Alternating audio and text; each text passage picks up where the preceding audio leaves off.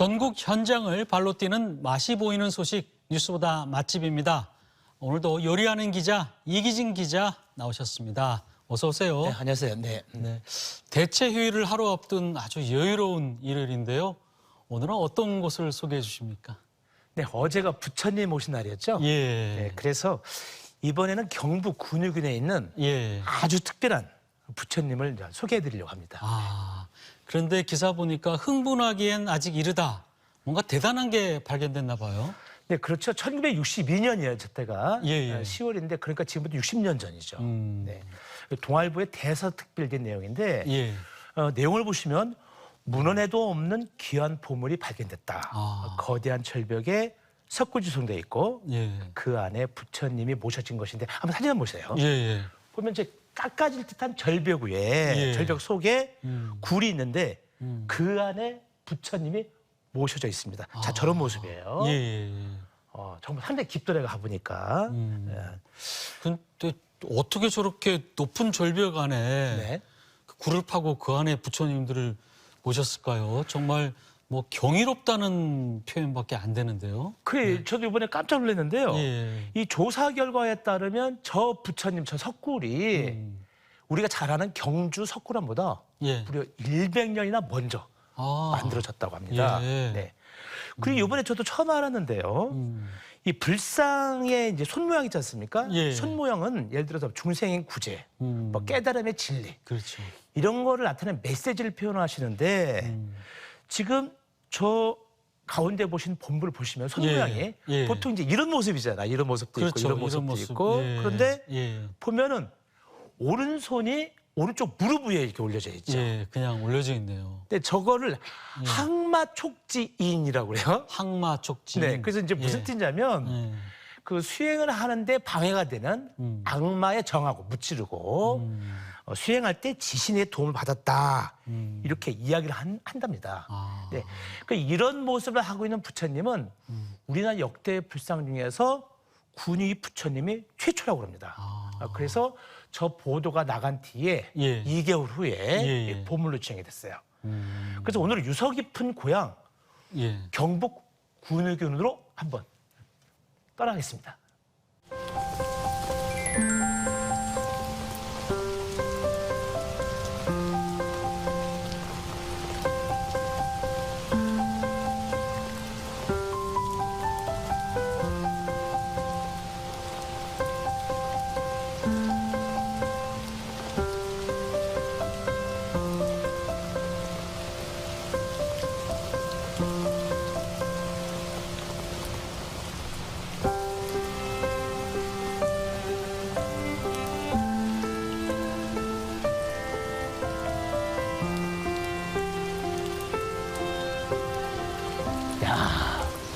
운치 있네. 비 와서 그런지 운무가 산중턱에 걸쳐 있고 여기가 그 팔공산 북쪽 산자락 경북 군이라는 곳이에요. 오다 보니까 마을 어귀 또 이곳까지 전부 돌담들 또 한옥도 많고 정말 운치 있는 곳인데 이곳이 바로 고려말 고승이었던 미련 선생님이 5년 동안 삼국유사를 집필한 본고장입니다. 이곳에도 경주에 있는 석굴암보다도 훨씬 이전에 만들어진 석굴암이 있는데 그곳에도 부처님이 모셔져 있다고 합니다.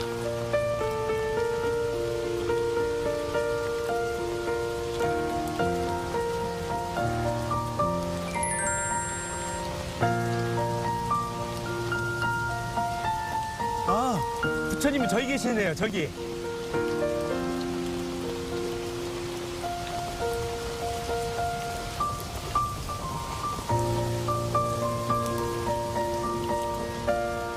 여기가 국보 109호예요. 그런데 이 문화재 보존을 위해서 평상시에는 이제 개방을 안 하는데 오늘 특별하게 촬영 때문에 문을 열어주시는 겁니다.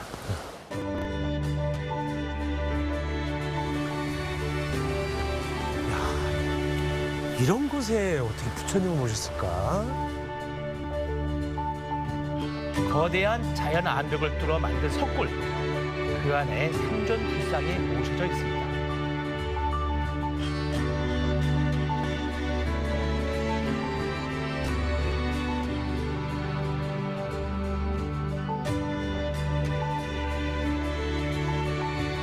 부처님 언제나 봬도 참 온화해요. 저도 이제 60이 이제 되는데 이렇게 온화한 표정으로 살아야 되겠죠?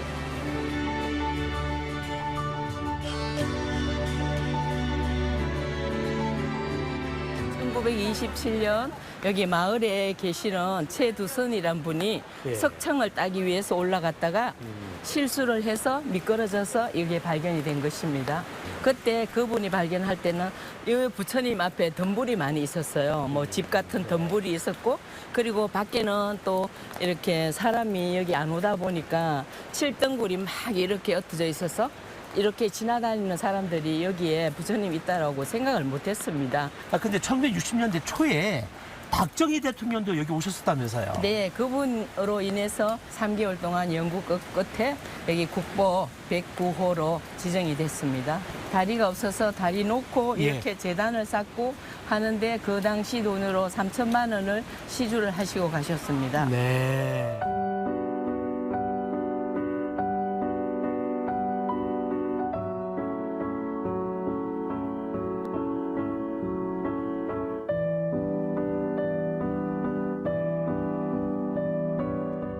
천년 세월에도 변함없는 모습으로 중생들의 극락을 염원해온 삼존석굴. 오늘 또 사람들의 간절한 소망을 마음으로 전하며 위로받고 있습니다.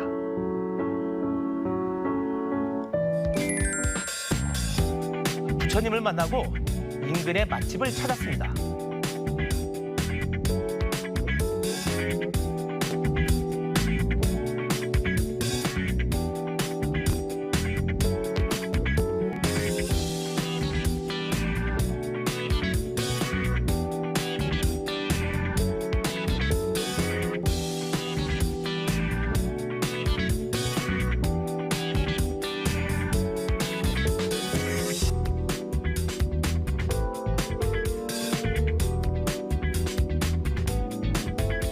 지금이 5월 말이거든요. 그런데 산속이라 그런지 비가 와서 그런지 야니 이렇게 난로까지 펴놨어요.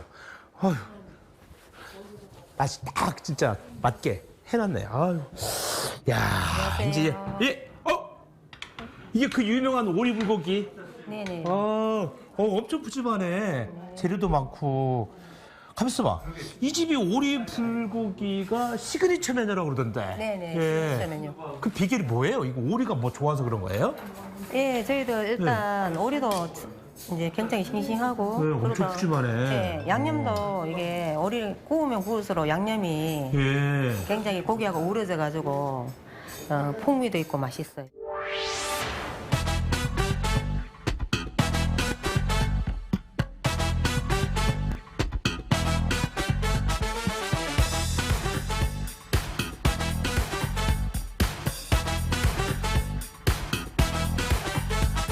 고추에다가 팽이버섯 또 각종 채소 먹어질스럽지 않아요?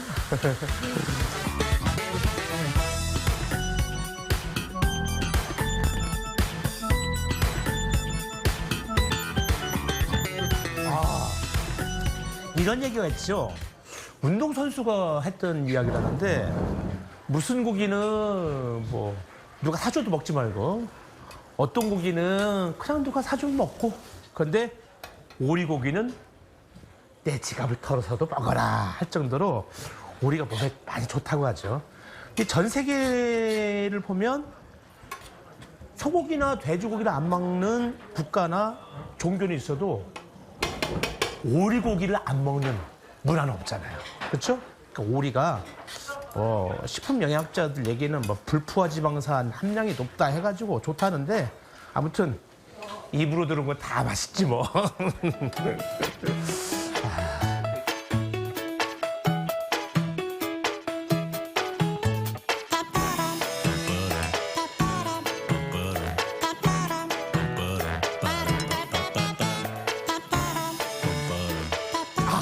드디어 먹을 때가 됐습니다. 이야, 항상 제가 말씀드린 게 싸움 없이 좀 본연의 맛, 요거.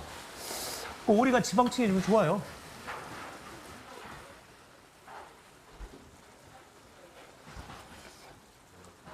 와, 확실히 담백하네. 응? 담백하고 빨갛게 양념해서 그런지 매콤한 맛. 오리를 먹을 때는 죄책감이 없어. 왜 그러냐면 몸에 좋다고 하니까.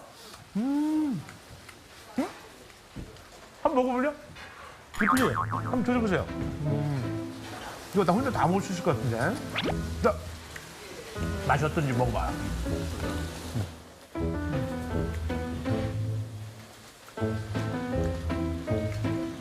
맛있습니까? 맛있죠? 좀 더 쪄줘야 돼?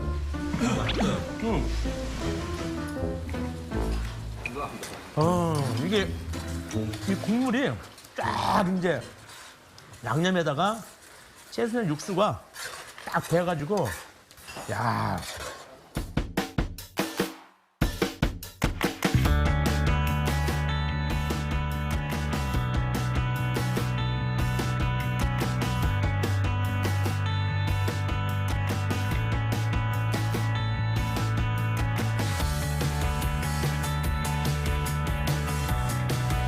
매콤할 때는 또 이걸 정리해요.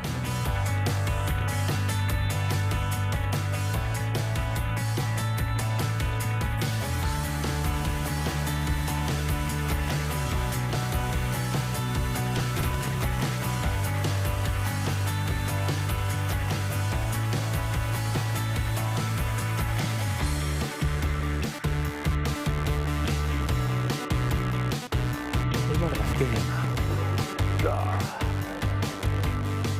야, 잘 흐르죠? 예? 예? 기름이 잘 흐르죠?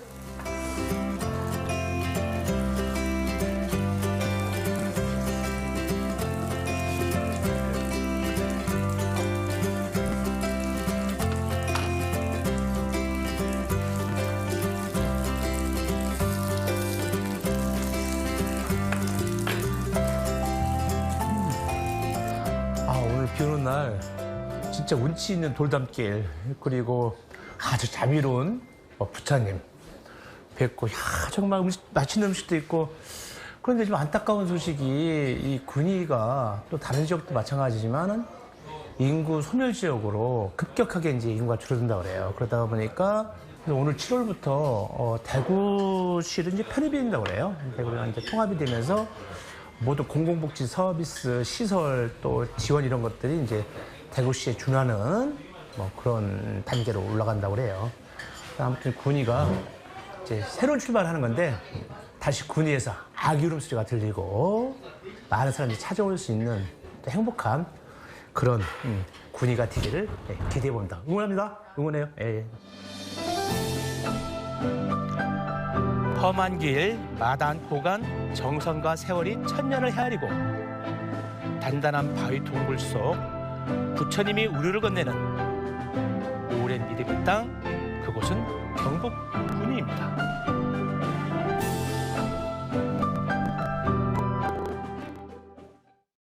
촉촉하게 비가 내리는 가운데 만나니까 어떻게 보면 더 신비롭고 또 위험도 느껴지는 것 같습니다. 예. 그렇습니다. 저곳에 남아있는 뭐 성물, 예. 또 양식으로 미뤄볼 때 저것은 통일신라 시대로 넘어간 7세기 초반에 창건된 것을 이제 아마 이렇게 창건된 것으로 추정이 되는데요. 그 당시만 해도 사람의 힘이 전부였던 저곳에 바위절벽에 어떻게 굴을 파고 글쎄. 큰 불상을 보셨는지 봐도 좀 신기하더라고요. 예. 네. 저도 처음 알았습니다. 네네네. 네. 이기진 기자 수고 많으셨습니다. 네. 네, 다음은 주간 포토뉴스입니다. 양세원 아나운서 전해주시죠. 사진을 통해 한 주간의 뉴스를 정리해보고 누리꾼들의 다양한 반응을 살펴보는 주간 포토뉴스입니다. 오늘도 3가지 소식 준비했는데요. 첫 번째 소식 보겠습니다. 서울 강남 한복판에서 흰개미 소동이 있었습니다. 외래종인 마른나무 흰개미가 국내에서 처음 발견된 건데요. 탐지견까지 동원하며 완전 박멸에 성공했고 역학조사 결과 야외 정착 가능성도 낮다고 합니다. 우리 지역인 아산과 서산에서는 토착종 흰개미 피해 사례가 이어지면서 흰개미 공포가 확산되고 있는데요. 누리꾼들도 당황스러운 반응입니다. 내 집에서 흰개미 발견됐으면 바로 비명 지르고 이사 갔을 듯 외래종 알아본 게 천만다행. 최초 신고자분 상이라도 줘야겠어요. 라는 댓글 살펴봤는데요. 시청자 여러분도 혹시 흰개미를 발견하면 국립생태원 외래생물 신고센터로 즉시 신고하시기 바랍니다. 다음 소식 볼까요? 나이는 숫자에 불과하다는 걸 몸소 증명한 사람이 있습니다. 우리 나이로 80살인 임종소 씨가 최근 보디 피트니스 대회 시니어부 비키니 부문에서 우승을 차지한 건데요. 임종소 씨는 척추관 협착증 재활 치료를 목적으로 2018년부터 운동을 시작했습니다. 시니어 모델로도 활동하며 꾸준히 도전을 이어가고 있는 임종소 씨의 모습에 누리꾼들도 응원의 목소리 가득한데요. 나이살만 탓하던 제가 부끄럽네요. 바로 헬스장 등록했습니다.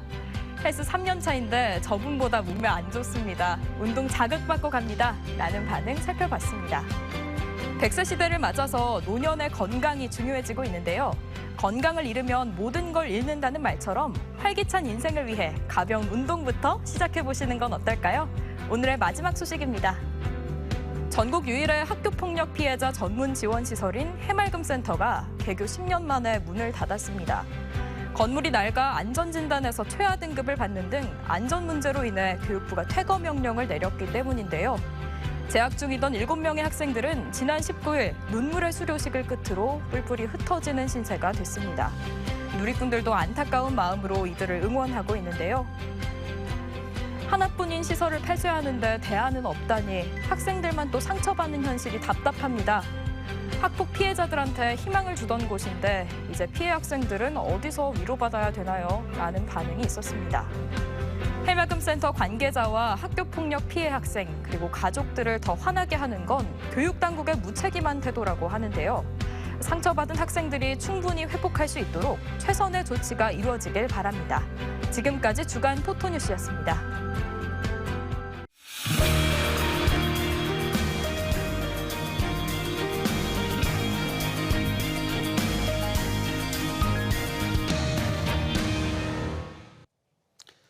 윤 대통령의 G7 정상회의 참석 결과와 후쿠시마 시찰단의 성과를 놓고 여야가 서로 다른 해석을 하고 있습니다.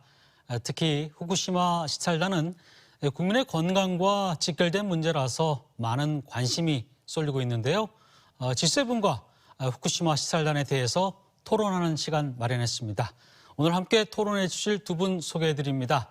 네, 국민의힘 대전 서구갑 조수연 당협위원장 나오셨습니다. 어서 오세요. 네, 안녕하세요.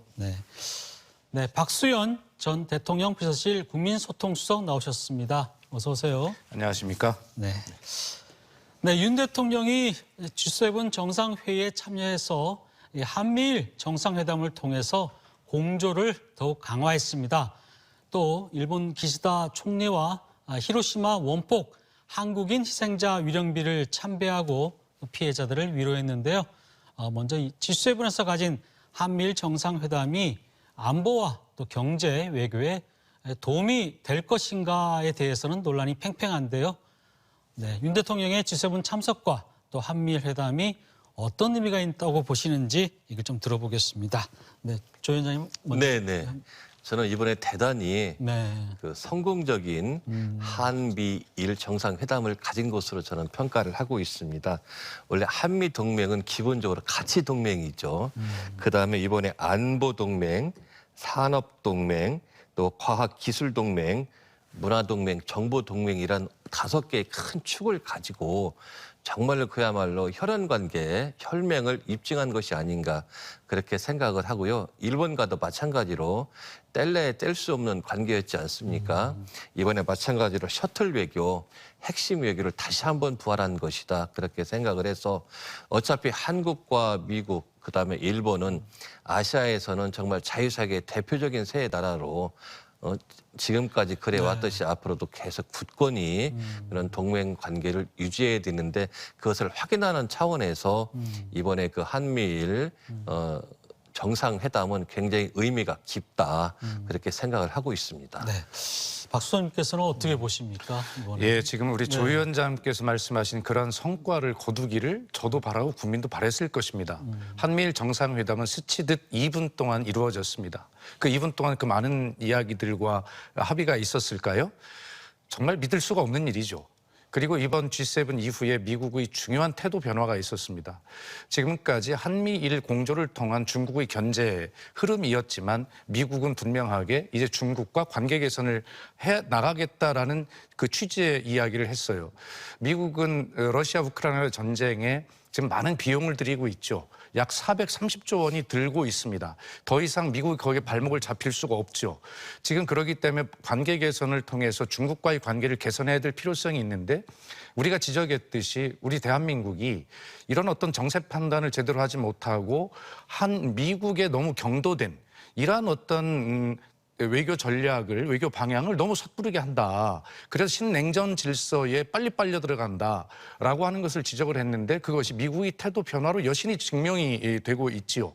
그리고 지금 그 월스트리트 저널이 또 보도를 했어요. 5월 25일 보도를 보면 우크라이나에 한국의 포탄 수만 발 가게 돼 있는 것, 그것이 진행 중이다라는 보도가 나와 있어요. 그리고 엊그제 운영위원회에 출석한 그 대통령실 외교안보실도 뭐라고 했냐면 전황에 따라 이렇게 이야기를 하고 있거든요. 근데 대통령께서는 거기에 대해서 뭐라고 말씀하셨냐면 와서 뭐 지뢰 등 비살상 무기라고 이야기하지만 월스트리트 저널이 보도나 대통령실이 운영위원회 출석에 한 이야기를 보면 이미 그 우크라이나의 살상용 무기 포탄이 지금 제공이 진행되는 것으로 그렇게 확인이 되고 있는데 이번 G7에 초대했고 미국 대통령이 이분이지만 만나준 것이 바로 그러한 어떤 한국의 참여를 촉구하기 위한 그러한 것이다라고 하는 것들이 지금 정황상 밝혀지고 있는 와중에 지금 이래서 전체적으로 한국의 윤석열 정부의 그런 어떤 미국의 경도되는 그러한 어떤 안보 중심의 외교가 경제 중심인 중국과의 관계를 어떻게 우리가 풀어가야 될 것인가의 과제로 남긴 그러한 G7이었다. 그렇게 평가할 수밖에 없습니다. 네. 근데 윤 대통령이 이제 히로시마에서 말씀하셨듯이 젤렌스키 우크라이나 대통령을 만났고 또 이번 G7에서는 어떻게 보면 중국에 대해서 조금 위협적인 중국의 위협을 겨냥한 그런 공동성명도 발표가 됐어요. 근데 문제는 그 불똥이 우리나라에 떨어지는 게 아니냐. 사실 이런 우려도 나왔고 얼마 전에 며칠 전이죠. 또 뭐 이 한국 포털 사이트가 좀 잘 막혔다. 중국에서. 이렇게 이제 중국 의존도를 좀 낮추고 미국 말씀하실 때 미국 경도 혹은 또 다변화시키는 시장을 이런 게 앞으로 어떻게 외교에서는 어떻게 보십니까? 글쎄요. 지금 뭐 우리 대한민국이 뭐 미국이나 일본과의 관계 개선을 더 강화하고 이런 덕에서 중국과의 관계 개선을 뭐 약소평가하거나 또 뭐 가볍게 여기거나 그래서는 절대로 안 되죠. 중국은 바로 우리 바로 옆에 있는 정말로 큰 나라입니다. 이 나라와 무슨 뭐 싸움을 하자는 것도 아니고 관계를 갖다가 뭐 악화시키려는 그런 것도 아니고 마찬가지로 중국과의 그 문제도 그 더 관계 개선을 통해서 더 한층 유대를 돈독해야 되는 것만은 분명하고요. 조금 아까 말씀하신 그 젤렌스키 우크라이나 대통령 우크라이나의 문제는 사실은 지금 아까 말씀하신 대로 무슨 살상무기, 전투용 무기를 혹시 우리가 지원하는 것이 아니냐 이렇게 말씀을 하셨는데 그것은 아직 입증된 바도 없고 분명히 이번에도 마찬가지로 지뢰 제거라든지 긴급 후송 차량, 병원 차량 이런 부분만 지금 지원이 되는 것으로 그렇게 알고 있고 그 우크라이나에서도 그런 그 비살상 장비를 지원하는 것으로 초점을 맞춰서 우리에게 요구를 하는 것으로 알고 있습니다. 전쟁의 나라에 이런 비살상 이런 장비를 지원하는 것은 자유민주주의, 자유세계의 한 축인 우리 대한민국이 당연히 해야 되는 것으로 그렇게 생각을 합니다. 네. 그러니까 뭐 그렇게 조 위원장의 바람대로 뭐 그런 수준에 머물게 되면 얼마나 좋겠습니까만 지금까지 외교의 역사, 세계의 역사는 그렇지 않다는 것을 증명하고 있습니다. 그래서 그렇게 시작이 되어서 점점 발이 빠지게 되는 것이죠. 월스트리트 저널이 아까 제가 말씀드린 대로 이미 보도를 하고 있고 그 보도는 어떤 것까지 이야기하고 있냐면 한미 정상회담 이후로 미국에 갔지 않습니까? 우리는 많은 성과를 거두고 환대를 받았다 이야기하지만 결과적으로는 그런 것들이 촉진되는 계기로 그것이 활용됐다라고 미국 신문이 보도를 하고 있어요. 그래서 저도 뭐 미국 언론을 인용하는 것이지만 지금 집권당이시니까 이렇게 염려하는 야당, 국민의 목소리가 있다는 것을 아시고 그러한 것들의 외교의 방향과 속도 이런 것들을 아니라고만 하지 마시고 그런 것들을 잘 균형 있게 해나가는 그런 국민과 야당의 목소리를 한번 듣는 그런 여당의 자세를 갖는 것이 굉장히 중요하다는 말씀을 드리는 것입니다. 네, 이번에 후쿠시마 오염수 얘기 좀 해보겠습니다. 우리나라 시찰단이 일본에 간 이유가 이 과학적 검증을 통해서 국민의 불안을 해소하는 게 목적이었는데요. 앞서 대만의 경우는 지난해 시찰단을 2차례 파견한 이후에 10년 만에 후쿠시마산 농수산물 수입 금지 조치를 해제했습니다. 그러다 보니까 일본은 아예 이번에 대놓고 이번 시찰단 수용이 해양 방류 허용으로 이어지길 기대하고 있다. 또 후쿠시마산 농수산물도 수입해 주길 바란다. 이런 보도까지 나오고 있는데요. 우리의 시찰단 활동이 박수선님 어떻게 본래의 목적을 충분히 잘 이행했을 거라고 보십니까? 어떻게 보십니까? 제가 아침에 택시를 예. 탔는데요. 예. 그 택시 기사님께서 이런 말씀을 하셨어요. 택시에 타는 일반 국민들, 손님들의 하시는 말씀은 우리 정부가 어떤 것을 정해놓고 수순을 밟아가고 있다라고 그렇게 다들 말씀을 하신다는 거예요. 저 야당도 그런 입장을 가지고 있고요. 지금 여러 가지 하는 것을 보면 대통령께서는 과학적 검증, 투명 이런 것들을 말씀하시지만 자, 우선 시료 채취를 못한다는 것 아닙니까? 시료 채취가 없으니까 검증을 못하는 것이죠. 그리고 국민을 대신해서 질문한 언론도 취재진도 따라가지를 못했어요. 그리고 거기에 검증단에 포함된 20명의 명단도 발표하지를 않았습니다. 대통령의 말씀과 달리 어떤 것이 투명하고 어떤 것이 공정합니까? 이러한 어떤 검증 결과를, 시찰 결과를 어떻게 국민이 믿을 수 있겠습니까?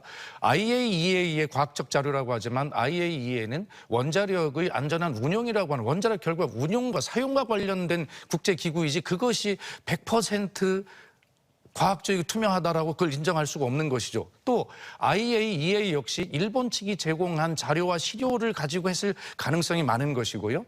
우리는 일본과 굉장히 그 영토가 가까운 특히 제주도 같은 걸 생각해 보십시오. 더 특별하게 국민의 불안을 잠재워 드릴, 안심시킬 그러한 어떤 충분한 필요가 정부에 있는 것 아닙니까? 네. 그런데 아까 말씀드렸듯이 이렇게 국민들은 깜깜이 검증이다. 검증이 아니라 이것은 관광이다, 유람이다까지 이야기를 하고 있고 시찰이 아니라 이것은 일본의 오염수 방류 보증단이다까지 지금 그렇게 비아냥거리고 있는 이 와중에 과연 정부가 이제 결과를 발표할 때 국민을 안심시키기를 저는 바랍니다만 아마 지금 흐름과 정반대의 입장을 내놓기는 어려울 겁니다. 검증해본 결과, 갔다 온 결과 안전에 큰 이상을 발견하지 못했다 정도의 어떤 결과를 내놓지 않게 되겠나 이런 생각을 하는데 이것이 아마 윤석열 대통령께서 감당해야 될 또 하나의 어려움이 되지 않겠나 하는 생각은 저는 가지고 있습니다. 네. 어떻게 생각하십니까? 좀 깜깜이 시찰이라고 하는데. 일단 네. 그 후쿠시마 오염수 문제는 괴담이 아닌 과학이 먼저 기초가 되어야 합니다. 옛날에 그 광우병 사태 때 그 수많은 괴담 다 어디로 갔습니까? 네. 근거 없는 것으로 다 밝혀졌고 지금 미국산 소고기 안전하게 전 세계인들이 다 먹고 있는 그 현실 아닙니까? 이번에도 마찬가지로 후쿠시마 원전에 대한 오염 수사에서 마치 한 방울이라도 한반도에 들어오면 큰일 날 것처럼 호들갑 떠는 일은 없어야 된다. 과학이 기초가 돼야 된다. 그런 생각을 전제로 먼저 말씀을 드리고요. 이번에 그 시찰단 부분은 정말 주어진 여건에서는 저는 나름대로 최선을 다했다고 생각을 합니다. 우선 다핵정 제거 설비 를 갖다가 그 오염수가 방사능이 검출되었을 때 긴급 차단 밸브를 집중적으로 살폈다고 밝혀졌고요. 또 방사능 분석 실험실에서 핵종별 전처리 과정의 분석 방법 이런 것도 종합적으로 보았고 또 해수 이송 펌프라든지 유량계 상하류 수조 등 설비가 또 설계도와 일치하는지 또 파악을 했고 또 삼중 수소도 충분히 희석시킬 수 있는 그런 펌프 같은 것이 갖고 있는지 제대로 돼 있는지까지 다 분석을 했고 다만 아까 우리 박수현 선배님 말씀하신 대로 아쉬운 부분이 하나 있다면 오염수를 직접 떠서 검증하지 못한 부분은 좀 아쉬운 부분이다. 하지만 그건 분명히 마찬가지로 그 국제 원자력 기구에서 세 차례에 걸쳐 가지고 채취를 해서 지금 현재 분석 중이기 때문에 일본 입장에서는 오는 팀마다 전부 다 떠서 이렇게 분석을 각 나라에 그 의뢰할 수는 없는 그런 현실적인 한계가 있지 않았나 생각을 하고 국제 원자력 기구에서 지금 세 차례에 걸쳐서 시료를 채취를 해서 그걸 가지고 분석을 하는 그런 모든 과정을 우리 대한민국 시찰단과 공유하고 있다. 그래서 그 부분은 결과가 좀 나오면 다시 판단을 할 필요가 있다고 생각을 합니다. 마찬가지로 지금 우리 시찰단의 검증 보고서도 아직 안 나온 상태고 또 국제 원자력 기구의 보고서 역시 안 나온 상태입니다. 조금 더 기다려 보시고 그 결과가 나오면 객관적으로 분석을 해야 된다고 생각을 합니다. 제가 좀 반박을 하면 좀 우려가 이런 데 있어요. 그 후쿠시마 원전에서 나온 오염수가 저장돼 있는 저 그림에 보이는 저 탱크가 용량이 1000톤씩인데요. 네. 저 탱크가 1068개가 있습니다. 무려 133만 톤이 지금 오염수가 저장이 되어 있는데 지금 말씀하신 다핵종 제거 시설이라고 하는 알프스. 이걸 거쳐서 나와 보니 70%가 기준치를 초과하고 있어요. 지금 그중에서 40만 톤, 30%인 그것만 기준치 이하로 나와 있고 그것이 이제 저장이 돼 있는데 우리가 지금 보고 있는 것은 뭐냐면 그중에서도 아주 3만 톤에 불과한 K4 그룹 탱크라고 하는 그것만 지금 보고 있는 것이거든요. 그러니까 아주 지극히 일부인 것이죠. 그리고 그것도 우리가 말씀하신 대로 시료를 우리가 떠서 봤다거나 그것이 아니라 그 아주 일부 통과한 그거 3만 톤만 담고 있는 용기만 본 것입니다. 그리고 저기서 그 알프스 얘기를 하는데 거기에서 보면 세슘이나 뭐 이런 것들은 걸릴 수 있다고 하는데 삼중수소는 걸르지 못한다는 거 아니에요? 그래서 그 삼중수소를 막대한 양의 바닷물과 섞어서 1km 해저 터널을 통해서 밖에다 지금 방류를 한다는 것인데 그렇다고 본다면 그 1068개였던 그 용기에 들어있는 그 막대한 또 70%는 다 기준 초과했는데 그래서 이런 것들을 국민에게 자세히 설명하지 않고 있어요. 그래서 마치 알프스를 통과하면 기준치 이하인데 그것을 또 희석해서 가면 안전한 것처럼 이렇게 지금 설명을 하고 계시단 말이에요. 그건 지극히 일부분입니다. 앞으로 이것은 굉장히 장기적 방류가 될 텐데 그러면 이 지점 한 부분만 지점에서만 우리가 단기적으로 우리가 보고 이상이 없다, 안전하다라고 한다면 앞으로 장기적으로 하는 저것을 다 안전하다고 보장할 수 있을까요? 이러한 모든 것들에 대해서 국민이 잘 알 수 있도록 설명을 해드려야 되는데 지금 마치 모든 것이 알프스만 통과하면 그리고 희석만 하면 안전할 것처럼 이렇게 이야기하는데 빙산에 그 많은 빙산처럼 지금 저렇게 많은 탱크에 70% 이상의 기준치를 통과 못하고 있다는 사실입니다. 네. 어떻게 보십니까?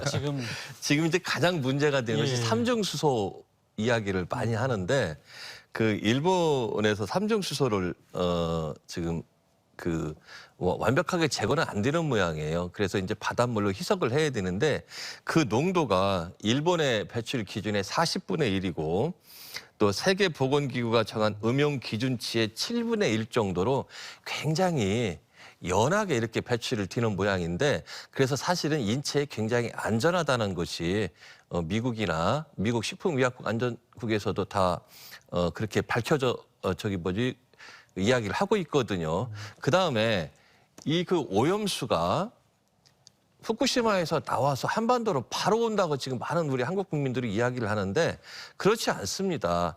그 해류에 따라서 이미 캘리포니아 저쪽 미국까지 도달한 상태에서 다시 역해류를 타고 거꾸로 남해안을 통해서 올라오기 때문에 그것이 길면은 5년, 짧으면 뭐 3년, 4년에 걸쳐서 서서히 오는데 올 때 그 많은 바닷물과 섞여서 한반도에 들어오기 때문에 사실상 한반도에 들어올 때는 이미 검출될지 안 될지조차 그 의문이라는 그런 학자들이 굉장히 많이 있거든요. 그래서 제가 이제 안전하다고 드리는 말씀은 아니지만 너무 불안에 떨어서 마치 이러면 또 우리 그 한국에 있는 많은 수산업자들 전부 다 경제적 어려움에 처합니다. 아직 검증되지도 않았고 발표되지도 않았고 그래 너무 괴담 같은 이야기를 확대 재상산하지 말고 좀 기다렸다가 그 국제기구에서 안전하다고 하면 좀 믿자 그런 취지입니다. 요거 하나만 좀 여쭤볼게요. 저희 국민들이 이제 우려하는 부분들이 후쿠시마산 농수산물이 과연 이제 수입이 허용될 것이냐 아니냐. 사실 그 부분이 저는 어떻게 보세요? 이게 결국 그렇게 될 것이라고 보십니까? 그러니까 우리와 똑같은 시찰단, 사실상 그 방류 보증단의 역할을 했던 대만의 경우, 그리고 태평양 도서 포럼이라고 있지 않습니까?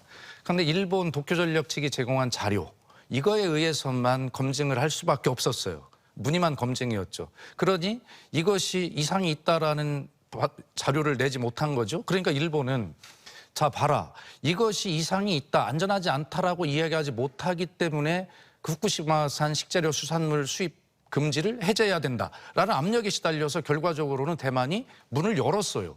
지금 그런 경험이 있기 때문에 우리도 역시 똑같은 결과를 가게 될 겁니다.